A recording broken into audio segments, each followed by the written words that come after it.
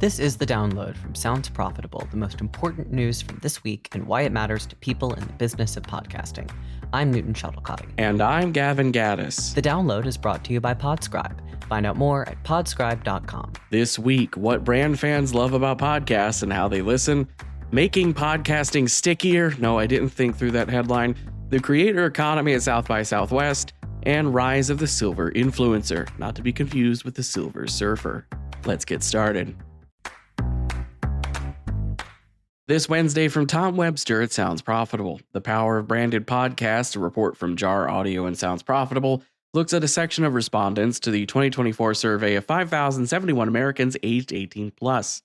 Of respondents asked their likelihood to consume a podcast about a favorite brand or product, brand fans make up the 15% who said very likely.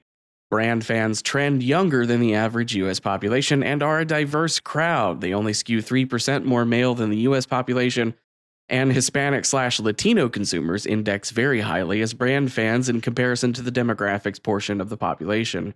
29% of brand fans have been listening to podcasts for 1 to 2 years, while 21% have been listening for 3 to 5 years.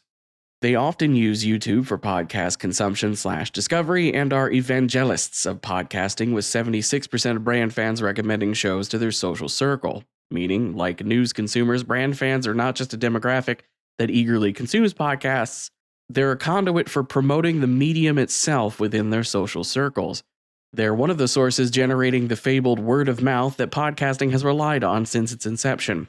The Power of Branded Podcast is currently live for free download, as well as an hour-long webinar featuring Tom Webster, Jar Audio Director of Audience Growth Liz Hames, and Andrea Marquez, Senior Producer, Host, Podcast Programming at Amazon.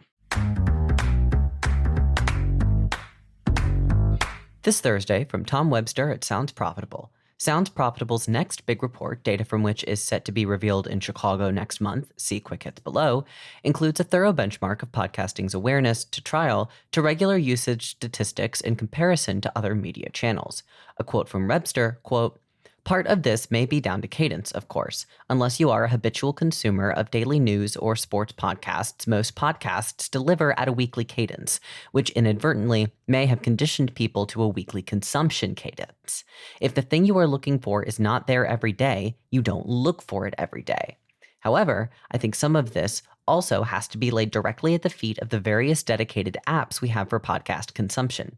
I have been talking in this space for over a year, since we released Sound You Can See at the end of 2023, about how a big part of the rise of YouTube in podcasting is not endemic to video necessarily, but to the quality of the app itself. It does a lot of things and really well that dedicated podcast apps simply aren't providing," end quote. In preparation for that, Webster highlights the Podcast Landscape 2024 information on that relationship, which found the conversion rate for someone trying out podcasting to becoming a weekly consumer is just 50%. He then breaks down 3 aspects of other daily driver forms of media that podcasting could adopt to increase the success rate in converting a trial user into a weekly consumer. Chief among them being the lack of a simple button to push to get something individual listeners want. Radios have 5 buttons. Facebook gives you everything you go to Facebook for by simply clicking the app to open it. Library-based systems, from podcast apps to Netflix, struggle to give you immediate access to something you want without requiring an ever-growing series of buttons to pick from. A lot happened at South by Southwest concerning podcasters and content creators in general, so we're collecting it all here in one mega article. Before diving into those articles, however, I do want to highlight a YouTube playlist we're linking in the description containing all of the panel presentations from the official podcast stage. They were recorded and edited by No Mono, marketed by Opus Clip, and they're hosted on the Sounds Profitable YouTube account. Now for coverage. On Tuesday, Digiday's Christina Monlos covered the why marketers should take note of the increased presence of content creators at South by Southwest, as advertising and entertainment at large start to catch up to the culture's embrace of individual creators. Quote, "At South by Southwest, with the conference's embrace and marketers' interest, it's clear there is a focus on adapting to the reality of today's marketing landscape and the cultural relevance of the creator economy. What adaptation looks like, adopting creator ethos and communicating with audiences, influence on creative, working with creators, changing media buying and planning, will depend on the brand," end quote. Over on Variety, Clayton Davis covered the live taping of the Award Circuit podcast featuring Hot Ones host Sean Evans, Mythical Entertainment's Rhett and Link, and Waveform podcast host Marcus Brownlee. A panel that touched on the recent canonization of their content in awards consideration, with Hot Ones in consideration for Talk Series and 2024 Emmy running.